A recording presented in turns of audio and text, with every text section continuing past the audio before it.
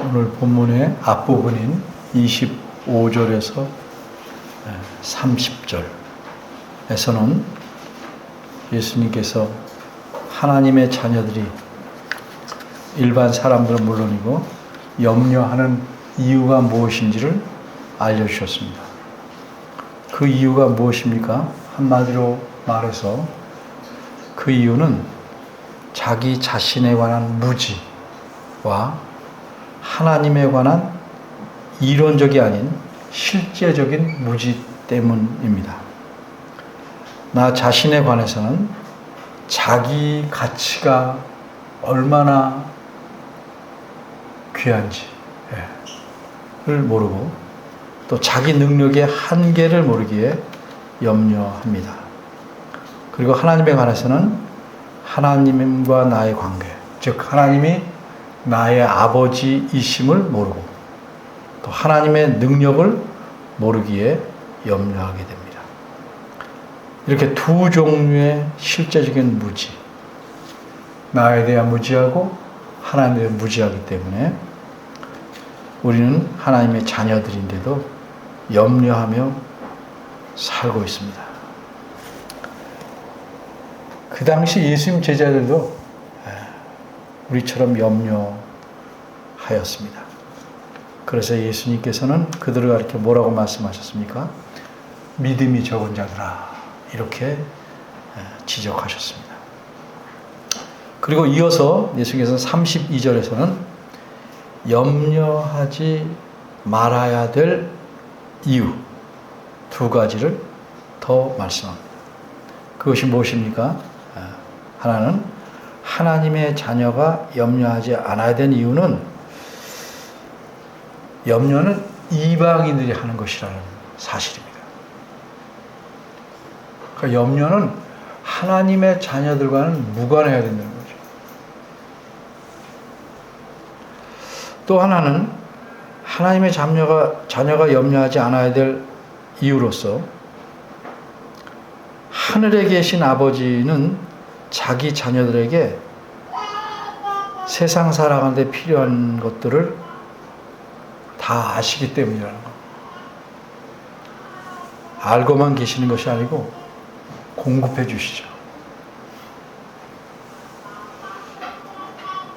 근데 예수님께서 이렇게 염려와 연관된 여러 이유, 염려하는 이유, 염려하지 말아야 될 이유를 분명하고 자세하게 알려주시는 의도는 무엇입니까? 그 의도는 하나님의 자녀는 염려하지 않아야 한다. 이걸 말씀하는 거예요. 하나님의 자녀라면 염려하지 말아야 해요. 염려하는 만큼 믿음이 적은 것이다.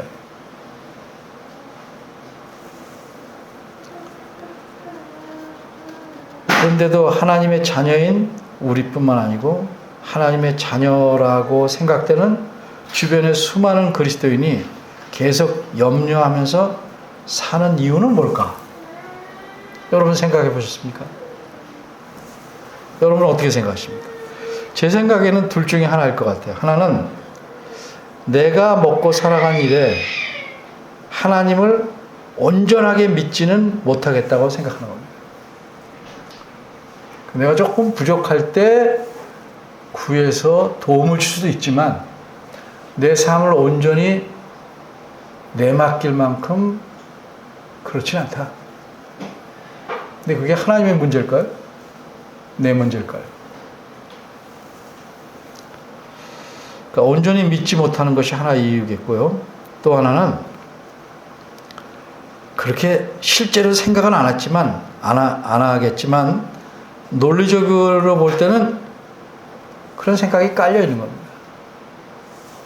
무엇이냐면 내가 먹고 사는 일은 하나님보다 내가 더 잘 알고 잘 해결할 능력이 있다고 생각하는 거죠.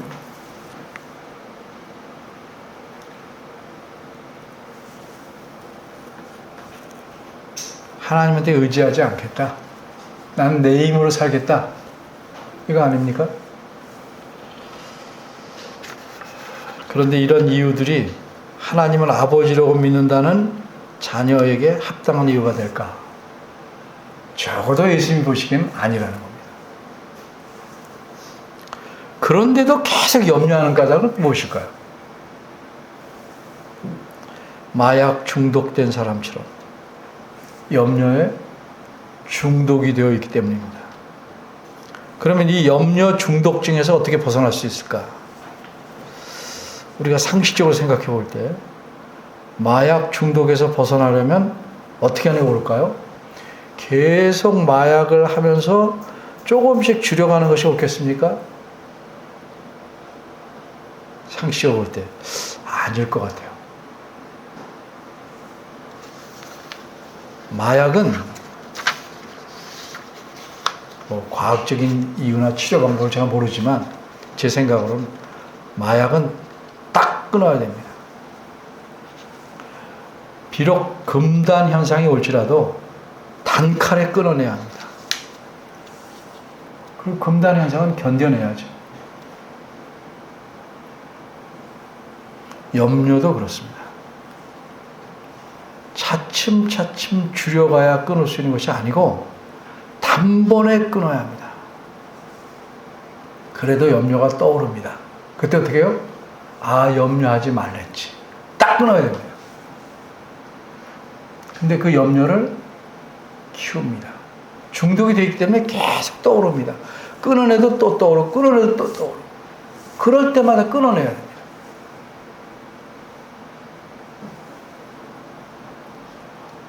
근데 그게 너무 귀찮고 힘드니까 내버려 둡니다. 그래서 염려에 이끌려 다닙니다.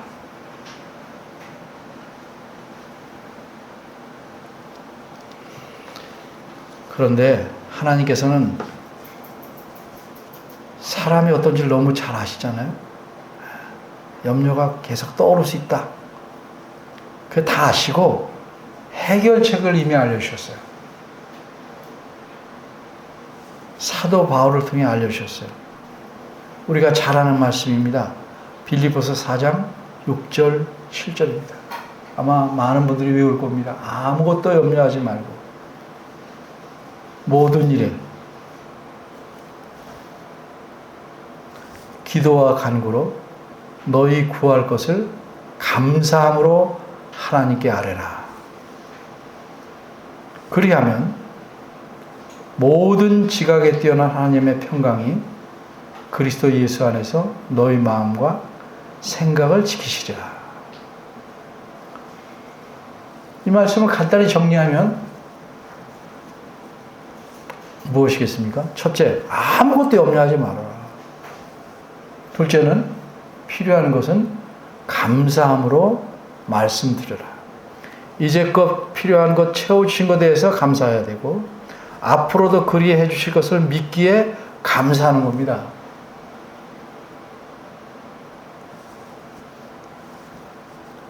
셋째는 뭐예요? 하나님의 평강이 지각이 뛰어나다는 것 설명드렸죠? 사람의 생각과 판단으로는 있을 수 없는, 그런데도 생기는 평안. 하나님의 평강이 마음과 생각을 지켜주신다. 이 말씀은 적어도 뭐예요? 염려와 걱정이 가라앉게, 사라지게 해주시겠다는 뜻입니다. 평안하다는 게 뭐예요? 염려와 걱정이 없어진다는 거죠. 그런데도 염려하고 사는 이유는 뭘까? 빌립보서 4장 6절 7절 말씀대로 행하지 않기 때문이 아닐까? 왜 그렇게 행하지 않을까? 그 말씀 자체를 못 믿기 때문은 아닐까? 그러면 여러분의 삶에서 염려와 걱정은 떠날 날이 없을 것입니다.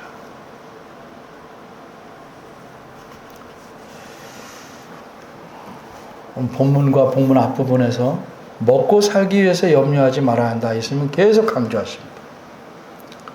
그 이유는 뭐예요? 그 이유는 우리가 더욱 뜻을 자세히 알아가겠지만 하나님께서 자기 자녀인 우리에겐 필요한 모든 것을 공급해 주시기 때문입니다. 그런데 염려하지 않는 것으로만 필요한 모든 것이 공급될까? 제가 쓴 표현 있죠? 염려하지 않는 것은 필요 조건입니다. 반드시 필요합니다. 그런데 이게 충분 조건은 아닙니다. 염려하지 않는 것으로만 필요한 모든 것이 우리에게 공급되지는 않는다는 말이에요. 아주 쉬운 예로, 아주 쉬운 예로, 유치하다시피 한 쉬운 예로 하나 말씀드리려면, 여러분이 직장을 다니시죠? 출퇴근만 잘 한다고 월급 줍니까?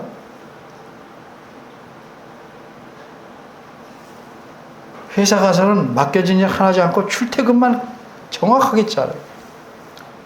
인사만 잘하고 할 일은 안 해요. 그 월급 받을 수 있어요?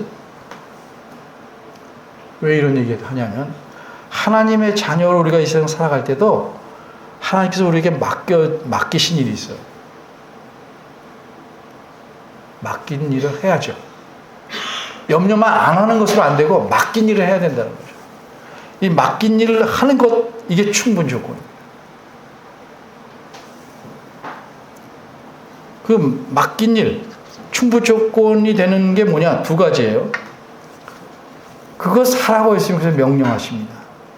그래야 하나님께서는 우리 필요를 채워주신다고 말씀하셔요. 그 두 가지는 무엇일까요? 우리가 지금 세 번째 시간인데, 세 가지를 다룬다고 얘기했죠. 금지하신 것. 두 번째 뭐예요? 명령하신 것. 세 번째는 약속하신 것. 금지하신 건 뭡니까? 염려. 이제 명령하신 것 생각해 볼 거예요. 명령하신 것. 두 가지 충분 조건으로 말씀하신, 명령하신 두 가지. 그게 뭘 것일까? 무엇인가? 33절 말씀.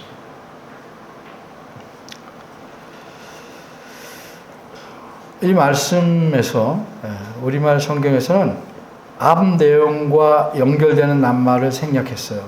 뭐 때로는 생략해도 큰 문제 없을 수 있지만, 조금 더 강조해서 하는 말씀을 좀 그 힘을 약하게 할 수 있어요. 여기서는 그런 경우입니다. 그 생략한 낱말은 뭐냐면 그러나입니다. 그러나. 33절은 그러나로 시작합니다. 그러나. 이 표현은 앞의 내용과 반대되는, 앞의 내용을 바꾸는 그런 연결 표현입니다. 그래서 그러나를 풀이하면 이렇습니다.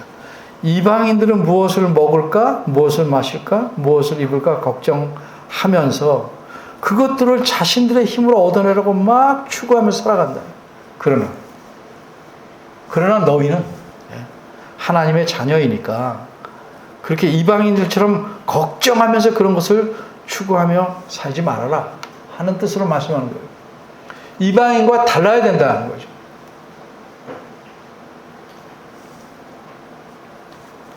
이방인들은 왜 이렇게 애를 씁니까? 하나님이 자신의 아버지가 아니시기 때문에. 그러니까 자신들이 힘으로 살아가는데 자신들이 그 필요한 것들을 얻어야 돼요. 그러니까 애를 쓸 수밖에 없어요. 그렇지 않으면 공급받을 데가 없어요. 자기들의 힘으로 얻어내야 됩니다.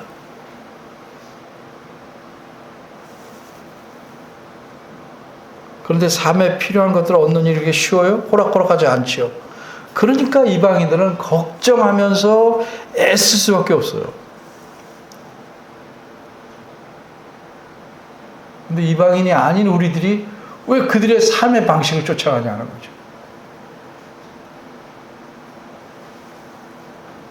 한번 체험해 보는 겁니까?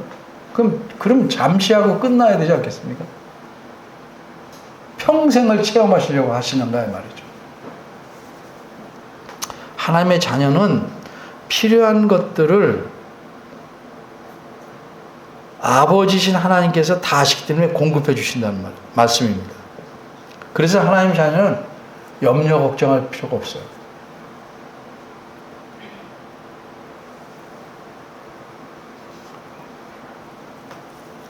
그런데 그렇다고 할지라도 하나님의 자녀가 아까 예를 든 것처럼 빈둥빈둥 놀면서 하나님께서 주시는 것을 받아먹겠다? 이건 안 된다는 거죠. 왜? 하나님은 그렇게 채워주시지는 않습니다. 하나님께서는 게으른 자를 먹이시거나 채워주지 않습니다.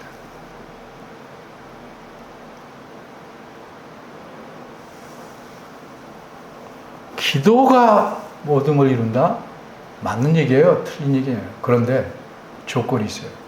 게으르며 기도하는 건 하나도 이루어지지 않습니다.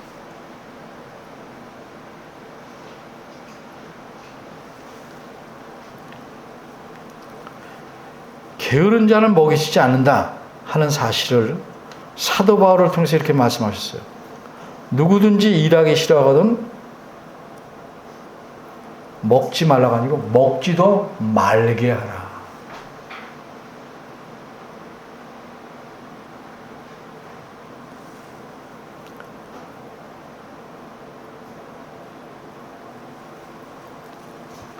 이처럼 하나님의 자녀에게는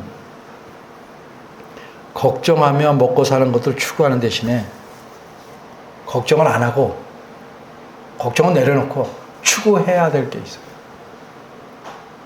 부지런히 추구해야 될 게 있단 말이죠. 그것이 무엇인가? 33절에서 원어상으로 그러나 다음에 나온 말씀이에요. 우리말 성경 그대로예요. 너희는 먼저 그의 나라와 그의 의를 구하라. 원문의 뜻을 좀 살려서 직역하면 이렇습니다. 그러나 너희는 먼저 그의 왕국과 그의 의를 추구하라. 단순히 구하라, 어디서 얻으라 아니라 추구하라 합니다. 이처럼 하나님의 자녀가 추구해야 할 것이 우리가 해야 될 일이에요. 뭘 추구해요? 그의 나라, 즉 하나님 나라, 그리고 그의 의, 하나님의 의, 이 두 가지입니다. 이 두 가지를 추구하려면 하나님 나라가 뭔지, 하나님의 의가 뭔지를 분명하게 알아야 제대로 추구할 수 있죠. 이 두 가지 중에서 하나님의 의를 먼저 생각해 보겠어요. 왜냐하면 제가 야고보서 1장 19에서 21절 본문을 설교했죠. 세 차례에 걸쳐서 하나님 자녀의 인품이라는 제목으로. 그때 야고보서 1장 20절에 나오는 하나님의 의에 대해서 설명했습니다. 근데 다 상세히 기억하지는 않으니까 복습하는 겸 짧게 간단히 말씀드리고 그 다음에 하나님 나라에 대해서 좀 더 생각해 보겠습니다. 하나님의 의란 무엇인가? 성경에서는 세 가지 말씀하고 있다고 그랬어요. 첫째는 하나님이 갖고 계신 의. 두 번째는 뭐예요? 하나님께서 주시는 의. 세 번째는 뭐예요? 하나님께서 요구하시는 의. 이 세 가지라고 그랬죠. 하나님께서 갖고 계신 의가 뭐예요? 하나님 외에는 아무도 갖지 않고 아무도 가질 수 없는 완벽한 의로움. 그게 뭐예요? 하나님의 성품으로서의 의예요. 는 하나님의 자녀가 추구할 수 없는 거예요. 하나님의 성품을 닮아가려고 하지만 그 성품을 내가 하나님처럼 가질 수는 없죠. 그러니까 이건 추구해야 될 것은 아닙니다. 둘째는 하나님께서 주시는 의예요. 죄인들에게 은혜로 거저주시는 의, 의롭다 하심이에요. 예수님을 믿음으로써 의롭다 하심을 얻는 것인데 우리는 어때요? 하나님의 자녀니까 이미 얻었어요. 거기서 추구할 게 아니에요. 그럼 세 번째 거죠. 이거 뭐 하나님께서 자기 자녀들에게 요구하시는 의예요. 어떤 의예요? 쉽게 말하면 의로운 삶을 살아요. 하나님이 요구하시는 의로운 삶을 살아가라 하는 겁니다. 이것이 33절에서 말씀하신 추구해야 될 하나님의 의입니다. 하나님의 의에 대해서는 간단히 정리했고요. 하나님의 자녀들이 지금 추구해야 될 하나님의 나라는 무엇일까? 하나님 나라에 대해서 학자들이 굉장히 많이 노력해 왔어요. 여러분이 시중에 나가면 리더버스라는 분이 쓰시고 오감만 교수가 번역한 하나님의 나라라는 이렇게 두꺼운 책이 있어요. 관심 있는 분은 나중에 읽어보세요. 몇십 년 전에 나온 명저입니다. 그걸 다 내용을 자세히 할 수는 없고, 간단히 말하면 먼저 말씀드릴 게 있는데, 우리말성에서 나오는 나라, 나라의 의미를 가진 국, 천국 할 때 국, 나라국, 그로 번역된 우리나라 말의 원어에서는 다 왕국입니다. 왕국. 하나님의 연관해서 하나님 나라, 하나의 연관해서 천국 할 때 그 나라는 다 왕국입니다. 그거 잊지 마셔야 돼요. 이게 왜 중요하냐? 하나님 나라는 요즘 식으로 백성이 주인인 나라가 아니에요. 그렇다고 백성을 무시하는 나라 아니죠. 하나님 나라의 백성은 다 하나님의 자녀예요. 아주 존중하시고 하나님이 귀히 여기시죠. 그러나 그 절대 주권은 민주공화국은 모든 권력과 권리가 분명하게 나온다죠. 그죠? 성경에 하나님 나라는 게 아니에요. 왕에게 있습니다. 왕국입니다. 그게 결정적인 차이입니다. 나라라고 일반적으로 이해하시면 안 됩니다. 본질적으로 하나님께서 왕으로 다스리는 나라라는 뜻이에요. 그 다스림에 조그마한 오차나 불의함이나 불공평함이나 이런 거 없죠.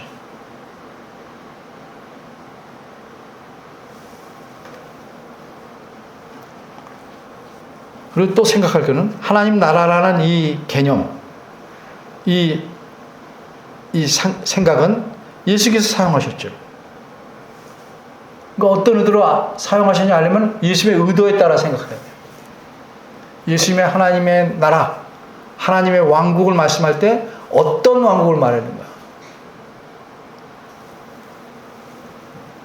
그 당시 유대인들이 이 개념을 알았지만 잘못 알고 있었기 때문에 예수님이 계속 고쳐줍니다. 고쳐주십니다. 자신의 의도에 맞지 않으니까. 예수님은 공적인 일을 시작하면서 뭐라고 말씀하셨냐면 회개하라. 천국이 가까워하는지라 이렇게 말씀하셨어요. 이게 공식적으로 일을 하시면서 말씀하신 첫 표현이에요. 회개하라. 천국이 가까이 왔다. 이 말씀에서 천국이라는 말도 원어대로 말하면 하늘의 왕국입니다. 하늘의 왕국. 하늘의 왕국이 가까이 왔다. 이 하늘의 왕국이라는 표현은 하나님의 왕국이라는 것과 똑같아요. 근데 왜 그렇게 표현했냐? 이 말씀이 유대인들에게 하신 말씀이기 때문에 그래요. 유대인들은 하나님이라는 표현을 직접 언급하기를 삼가합니다. 예수님이 유대인이죠. 그러니까 예수님께서도 유대인들에게 말씀하실 때 가급적 하나님이라는 말을 직접 쓰지 않으시고 유대인들 대상으로 말씀할 때는 하늘이라는 낱말을 사용했다. 마태복음도 유대인을 주로 대상으로 하는 복음서이기 때문에 그래서 천국이란 말이 다른 복음서에 비해서 유난히 많이 나옵니다.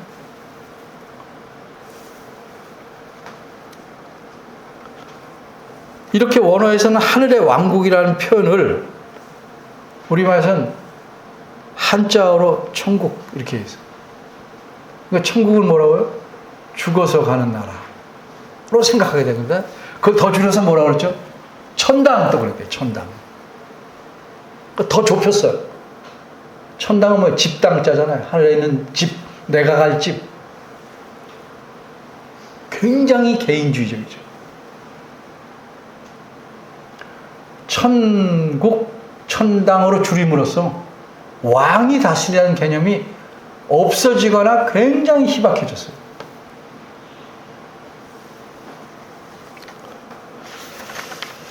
이처럼 예수님께서는 처음 사용하신 천국, 즉 하늘의 왕국이라는 말을 사용하셨는데 이것을 가리켜서 오늘 본문에서는 뭐라고 바꾸셨냐면 그의 나라, 그의 나라.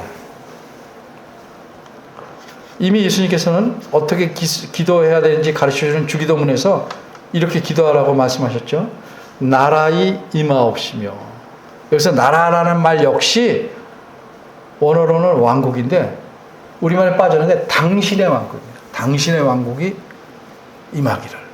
하나님의 왕국 가리키는 거죠. 그리고 누가복음 17장 20절 21절 보면 바리새인들이 하나님 나라 즉 왕국이 어느 때 임합니까? 이렇게 묻거늘 그 사람들도 하나님 나라 왕국이라는 개념이 있어요. 근데 예수님이 생각하는 상당 부분이 차이가 있는 거예요. 그래서 물어요. 언제 임합니까? 예수님이 대답을 가르쳐서 하나님의 나라는 왕국은 볼 수 있게 임하는 것이 아니요. 또 여기 있다 저기 있다 못하리니 하나님 나라는 너희 안에 있느니라. 이렇게 말씀하셨어요. 또 마태복음 12장 28절과 누가복음 10장 20절에서 각각 이렇게 말씀하셨어요. 그러나 내가 하나님의 성령을 힘입어 귀신을 쫓아내는 것이면 하나님 나라 왕국이 이미 너에게 임했다. 만일 내가 하나님의 손을 힘입어 귀신을 쫓아내는 것이면 하나님 나라 왕국이 이미 너에게 임했다. 자, 이 말씀을 오늘 자세히 풀진 않지만 이렇게 말씀하신 몇 가지를 살펴볼 때 우린 적어도 세 가지 사실을 알 수 있어요. 하나는 위에서 말씀드린 대로 하나님 나라는 하나님이 왕이신 나라, 하나님이 다스리시는 왕국이라는 사실입니다. 이걸 늘 기억하셔야 돼요. 두 번째는 이 하나님 나라는 이 세상의 나라들처럼 눈에 보이게 임하는 것이 아니라는 사실. 어떤 장소에 매여 있는 것이 아니라는 거죠. 세 번째 마지막으로 이 나라는 어떻게 이루어져 가느냐? 예수님 말씀을 듣고 믿어서 이루어져 가는 나라라는 거죠. 따라서 예수님이 명령하신 하나님 나라를 추구하라는 말씀은 왕이신 하나님의 다스림을 받고 살아가라 하는 뜻입니다. 바꿔 말하면 하나님 말씀에 따라 살아가라는 거예요. 뿐만 아니라 하나님 나라를 추구하라는 것은 하나님 자녀인 너희만 그렇게 살아가라는 뜻이 아니고 아직 하나님 자녀가 아닌 이들에게 복음을 전해서 그들도 하나님의 자녀가 되어 하나님의 다스림을 받고 살아가게 하라. 명령이 포함됩니다. 그러니까 이미 하나님 자녀는 그분의 명령대로 그분의 말씀대로 살아가요. 또 하나는 하나님의 자녀가 아닌 자들은 복음을 전해서 자녀가 돼서 그분의 말씀대로 살아가게 하라. 이게 하나님 나라를 추구하라는 명령에 포함된 예수님의 의도입니다. 그래서 예수님은 승천하기 전에 우리가 대위임령, 큰 명령이라는 걸 말씀하셨어요. 그게 뭐죠? 마태복음 28장 19, 20주죠. 너희는 가서 모든 족속으로 제자를 삼아라. 우리말은 풀어놨는데 제자를 삼아서 그 세 가지라고 제가 가르쳤죠. 하나님과 아버지와 아들과 성령으로 세례를 주고 세 가지. 내가 너희 모든 것을 가르치고 지키게 하라. 그게 하나님의 나라를 추구하며 사는 겁니다. 이미 하나님 나라를 추구하는 게 뭔지를 마태복음 6장 9절 10절에서 주기도문 가르칠 때 알려주셨어요. 하나님의 왕국이기 때문에 하나님의 이름, 명예가 거룩히 여김을 받고 하나님 나라가 임하고 하나님 뜻이 하늘에서 이룬 것처럼 땅에서 이루어지는 것. 이 간구. 요 간구를 갖고 기도만 하는 것이 아니고 그렇게 되기 위해서 하나님 뜻대로 순종하고 살아가는 것. 이게 하나님 나라를 추구하는 것. 기도는요, 기도만 할 수밖에 없는 것이 있어요. 내가 전혀 할 수 없는. 근데 내가 기도만 하고 있으면 하고 그 기도한 대로 행해야 되는 것들이 있다 이거죠. 예를 들면 학생들 이번에 시험 잘 치러서 좋은 성적 나게 해주십시오. 기도만 해서는 안 돼요. 애를 써서 해야죠.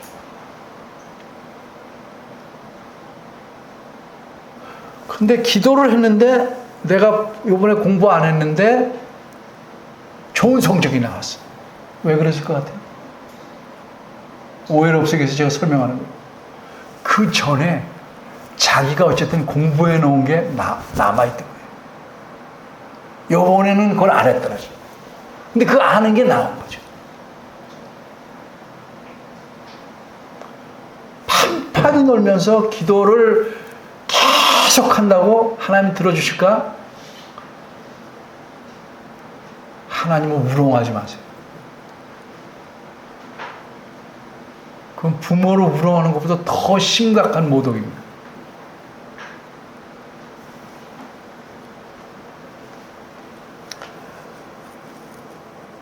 하나님 나라를 추구한다는 것은 자신의 일터에서, 집에서, 또 쉼터에서, 어디서든지 그 하나님 나라가 이루어지도록 힘쓰며 사는, 금방 말씀드린 대로 하나님의 명예, 하나님의 다스림, 하나님 뜻대로 사는 것.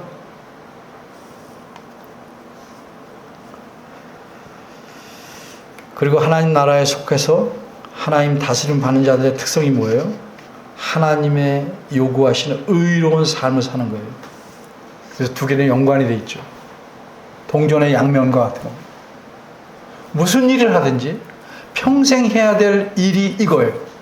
그러면 자신의 맡은 일을 잘하는 자녀들에게 하나님께서 이 모든 것을 채워주신다고 말씀하는 거죠.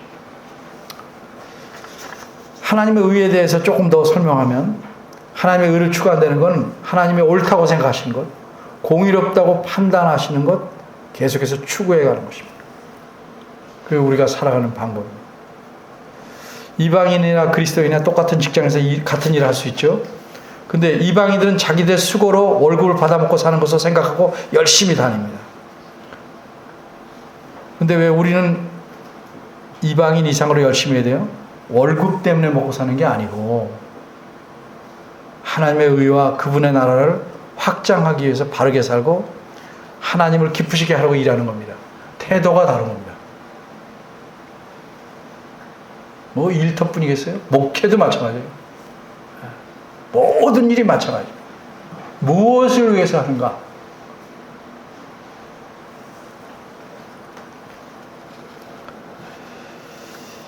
가정도 마찬가지고, 가족도 마찬가지고. 왜 사는가? 무엇 하려고 사는가? 근본적으로 고민을 많이 하셔야 돼요. 이렇게 하면 너희가 살아가는 데 필요한 모든 것을 너에게 더 해주실 것이다. 이게 33절 말씀에서 하신 예수님의 약속입니다. 이 약속에 대해서는 다음 시간에 더 자세히 알아보겠습니다. 여러분 물어봅니다. 무엇을 추구하며 살아가고 계십니까? 혹시 이방인들처럼 사시진 않습니까? 그렇게 사시면 여러분에게서 걱정과 염려가 떠날 날이 없습니다. 그렇게 해서 재산을 또 모아서 먹고 살만하면 다른 걱정이 또 생깁니다. 끊임없습니다. 예수님 가르침대로 살아보려고 힘쓰시길 바랍니다. 그러면 어떤 경험을 할까요? 마음의 염려가 점점 사라집니다. 낙천적인 사람은 염려가 좀 덜한 편이죠. 근데 신앙대로 하는 것과 낙천적인 무슨 차이가 있을까요? 누구를 의지하며 그렇게 하느냐 차이예요.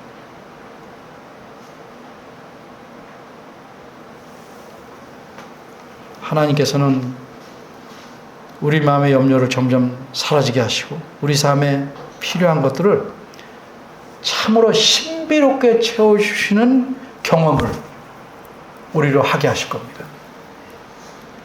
그 경험을 하셔야 예수님 믿는다는 게 이런 거구나를 알 수 있어요. 열심히 사세요. 근데 내 힘으로 바등바등해서 살아야 된다고 생각하지 말아요. 열심히 하면, 그리고 하나님이 요구하신 것, 예수님 말씀을 통해서 요구하신 것들을 행하면 하나님께서 모든 것을 채우시다. 하나님께서 우리 아버지시고 왕이시다는 사실을 기억하고 살아가시면 참으로 좋겠습니다. 기도하겠습니다.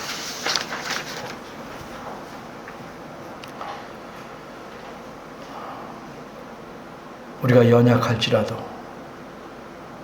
우리를 꼭 붙잡고 계신 하나님, 하나님의 오래 참으심과 깊으신 배려와 큰 사랑을 감사드립니다. 주님께서 당부하시고 명령으로 말씀하신 염려하지 말라는 사실, 또 무엇을 추구해야 할지를, 평생 우리가 어떻게 살아야 할지를 말씀하신 이 내용을 가슴에 꼭 새기고 주님 앞에서 신실하게 살아가도록 이끌어 주시옵소서. 예수님의 이름으로 기도합니다. 아멘.